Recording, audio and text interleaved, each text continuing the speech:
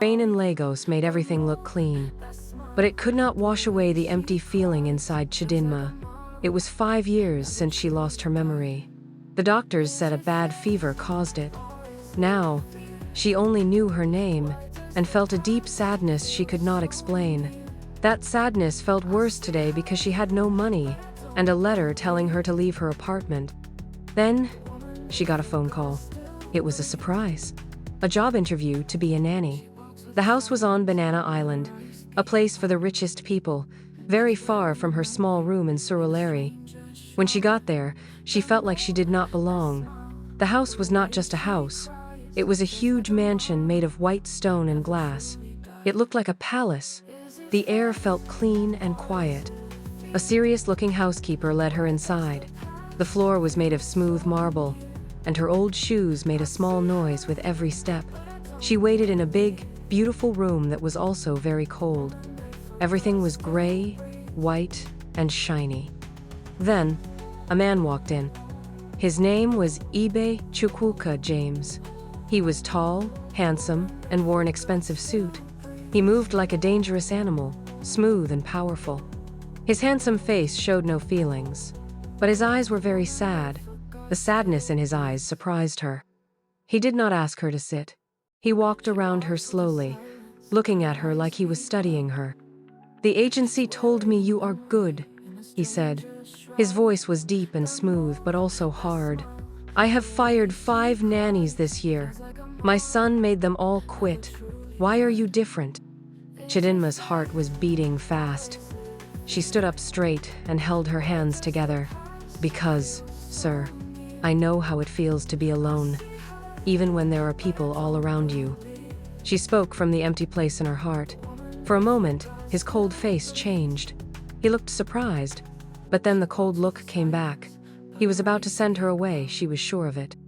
But then, she saw a small boy peeking from behind a big sofa. He had the same sad eyes as his father.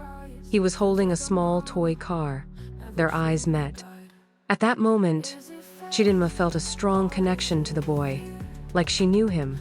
It was a strange and powerful feeling. She slowly bent down on her knees and gave the boy a small, kind smile. "Hello," she whispered. James turned and saw his son. He looked stiff and was about to tell the boy to go away. But his son, Junior, did something amazing. He walked away from his hiding spot, right up to Chidinma, and put his small hand in hers. The room was completely silent. The housekeeper gasped. Ibe just stared. His son never touched strangers. He was always scared of them. But he went to this woman without any fear. "You have the job," James said suddenly. The words sounded like he was forced to say them. "The housekeeper will show you to your room," he said as he turned to leave. "The rule is simple. You are here only for my son Junior. Do not get into my business or the business of this family. Do not fail." He walked away without looking back, leaving Chidinma standing there with the small boy's hand in hers. She had a job, but she felt like she had just walked into a great mystery. The days that followed were strange and quiet. Chidinma's whole life was now about Junior, and the sad little boy began to change. He was still quiet around the other staff, but with Chidinma, he was different. He started to whisper words to her. Sometimes, when she made funny faces, he would let out a small, happy giggle. For the first time in 5 years, the empty feeling inside Chidinma started to go away. It was replaced by a strong, warm feeling of love for this little boy. Taking care of Junior felt more natural than anything she could remember. One night, a big thunderstorm hit Lagos. The sky flashed with lightning, and thunder shook the huge house. Junior was very scared. He was crying, but no sound came out. He just had big tears running down his face. Chidinma picked him up and sat in a rocking chair in his room. She held him close to make him feel safe. To calm him down, a song came into her head. It felt like a song she had always known, but she could not remember where she learned it. She started to hum the simple, beautiful tune. As soon as she started humming, Junior stopped crying. He became very still. He looked up at her, and his sad eyes were now wide with surprise and hope. He lifted his small hand and touched her face. In a tiny voice he had not used in years, he whispered one word. "Mummy?" Just then, the door to the room was pushed open very hard. It banged against the wall. Chukwuka James stood there. He looked pale, like he had seen a ghost. He was breathing heavily and holding the baby monitor in his hand. He had heard the song. His eyes were not cold anymore. They were burning with anger, shock, and fear. He stared at Chidinma. "Where?" he asked. His voice was a low shake. "Where did you learn that song?" Chidinma's heart went cold with fear. She looked back at him, totally confused. I don't know," she said honestly. He walked quickly towards her. He looked angry and hurt. "Do not lie to me," he shouted. The loud noise made Junior jump. "That was my wife's song. The song she sang for our son. Nobody else knows that song." He grabbed her arms, and his grip was strong. He pulled her up from the chair, so she was standing in front of him. He looked deep into her eyes, searching her face. He was angry, but he also looked like he was in great pain. "Who are you?"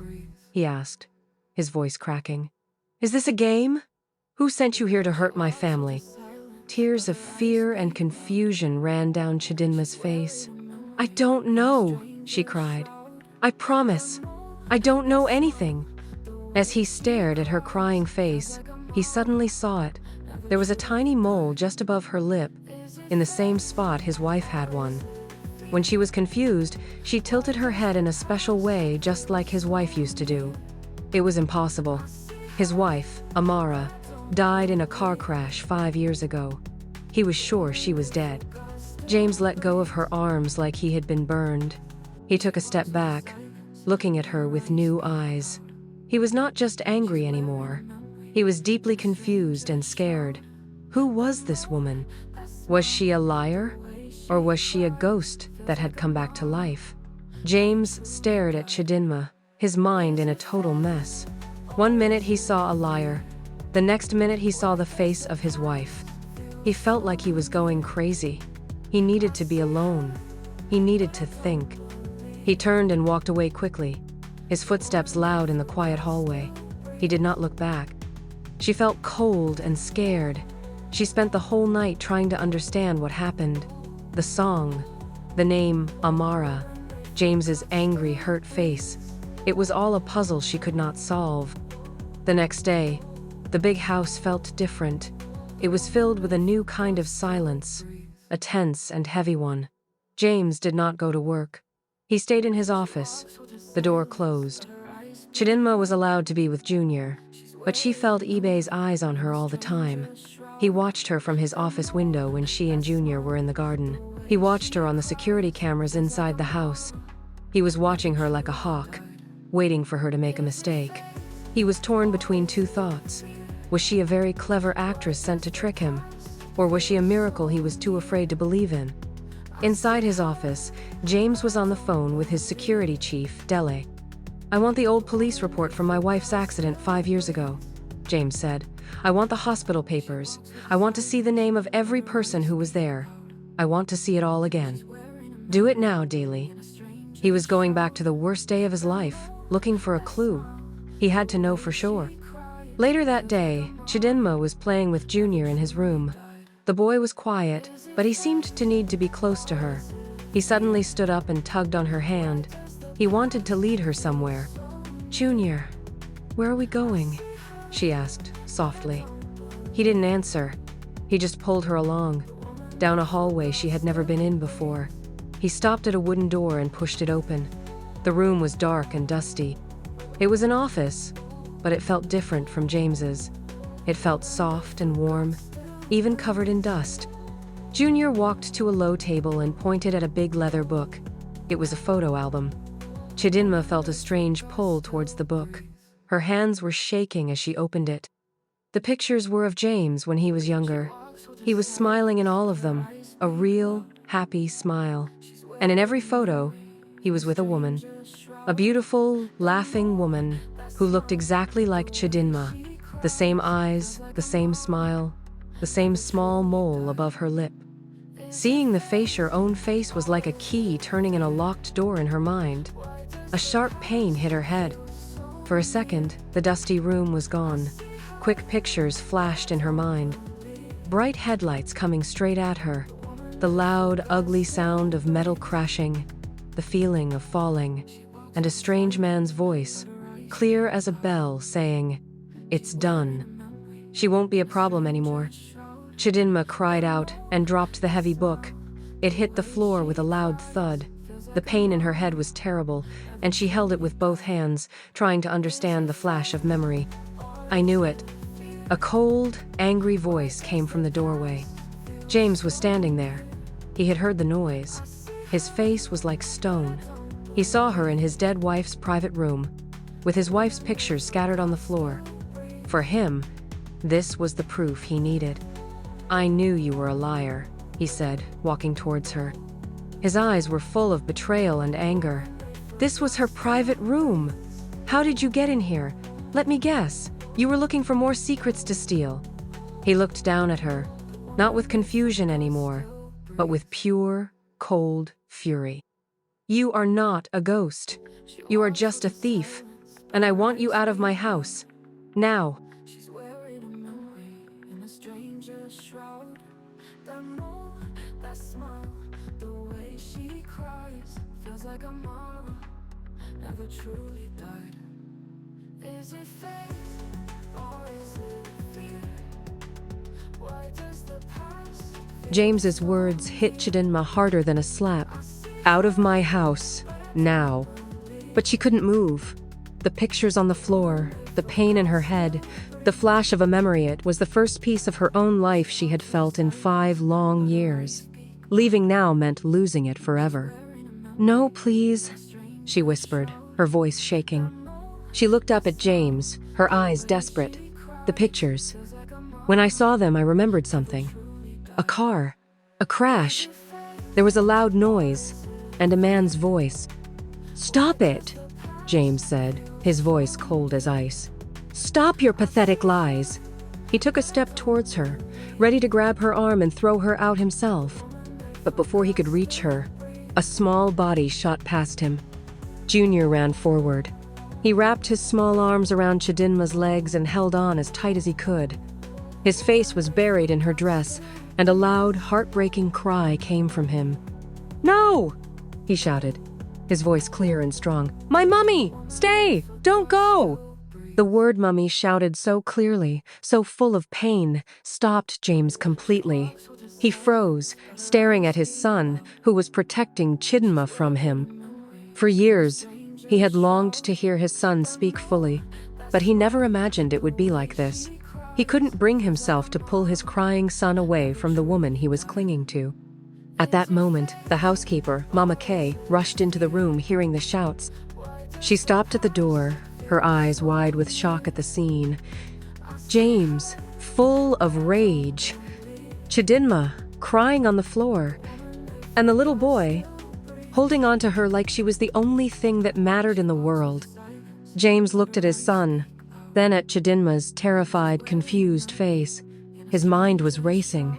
If he threw her out, he might never get the truth. Who sent her? Why did she look so much like Amara?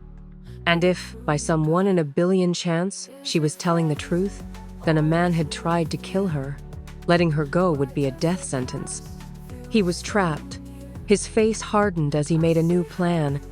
He looked down at Chidinma with cold, hard eyes. "Fine," he said, the word sharp. "You will stay." Chidinma looked up, surprised. "But you will not leave this house," he continued. "You will not go anywhere without my permission. You will not talk to anyone without me knowing. You will eat here, you will sleep here, and I will find out who you are. Until then, think of yourself as a prisoner in my home." He had made his decision. Keeping her here was the only way to have control. Without another word, he turned and walked out of the room. Mama Kay watched him go, then looked at Chidinma with a new expression of fear and pity before she slowly backed out of the room, closing the door softly. Chidinma was left alone on the floor, with the small, crying boy still holding on to her. She was no longer just a nanny. She was a prisoner. But for the first time, She had a goal. The answers to her past were somewhere in this house, and she would find them. In his office, James picked up his phone.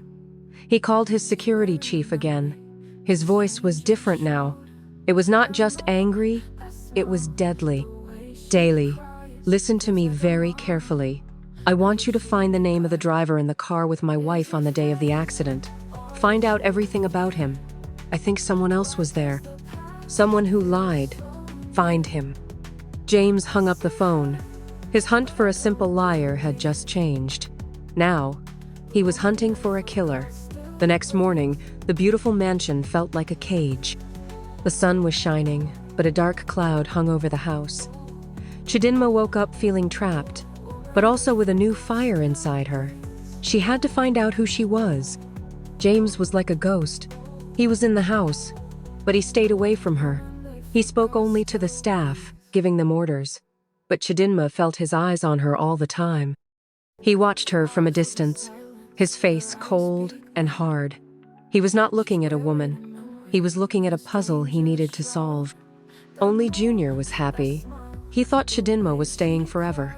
He smiled more now and held her hand wherever they went. He could feel the tension between his father and Chidinma, but he did not care as long as she was there. Later that afternoon, James was in his office when his private phone rang. It was Daly, his security chief. "Sir, I have some news," Daly said. "The driver in the car with your wife was a man named Yusuf. We checked the company's records.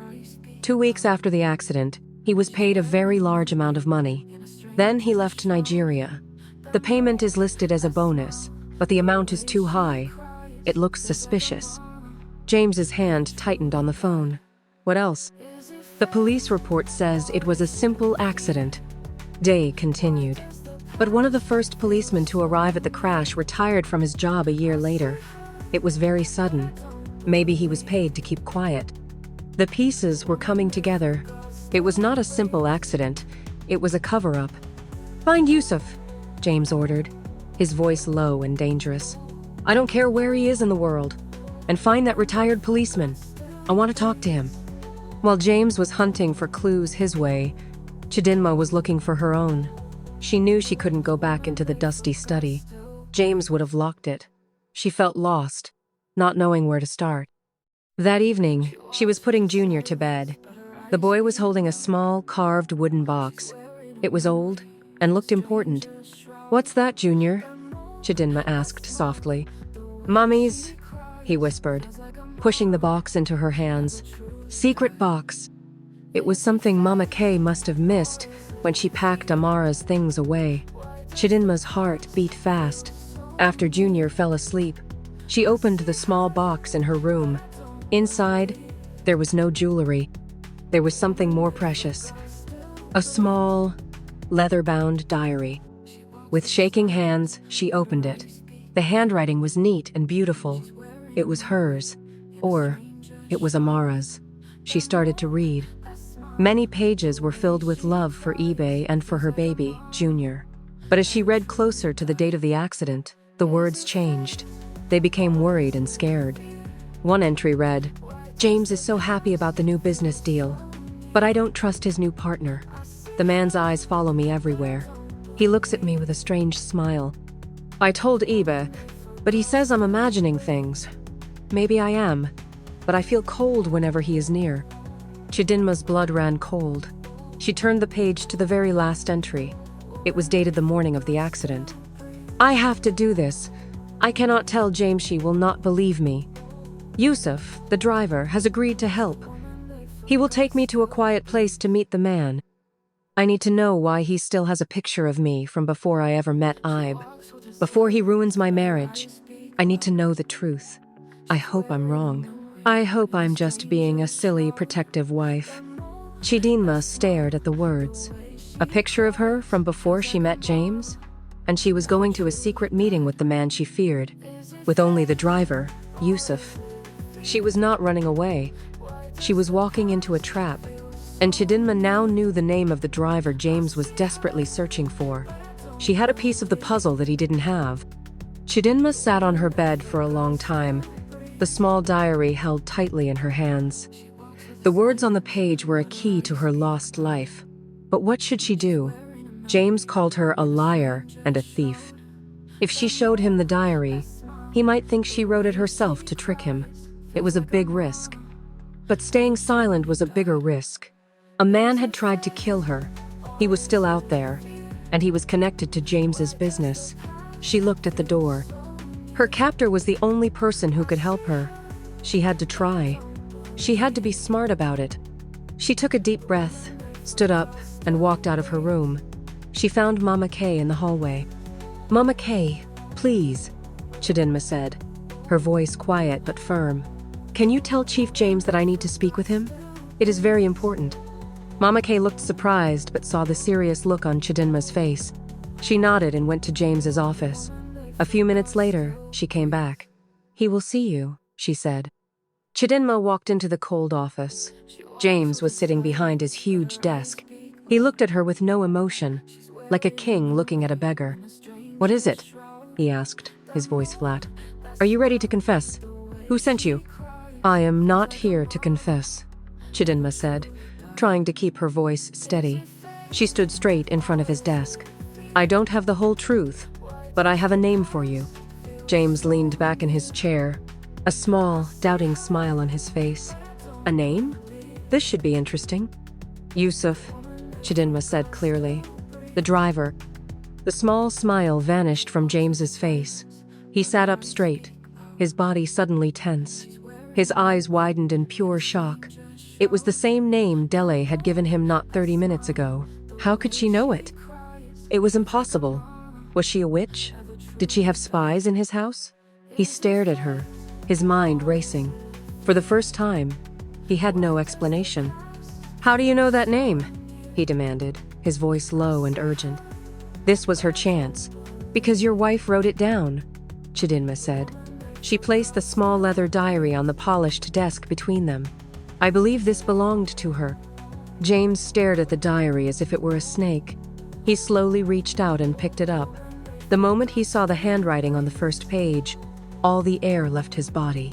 He knew that writing better than his own. It was Amara's. He turned the pages with a shaking hand, his eyes flying across the words. He read about her love for him and Junior. Then he read about her fear of his new business partner. He read about the secret meeting. And then he read the last line again and again.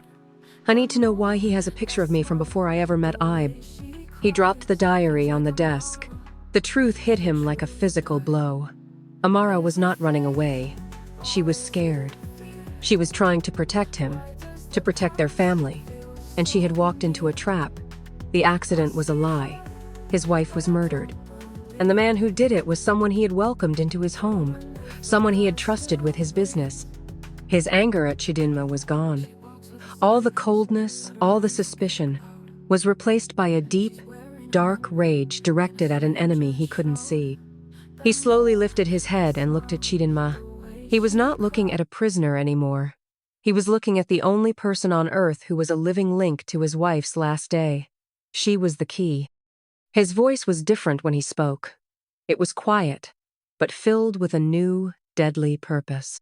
"The crash," he said. "You said you remembered a crash.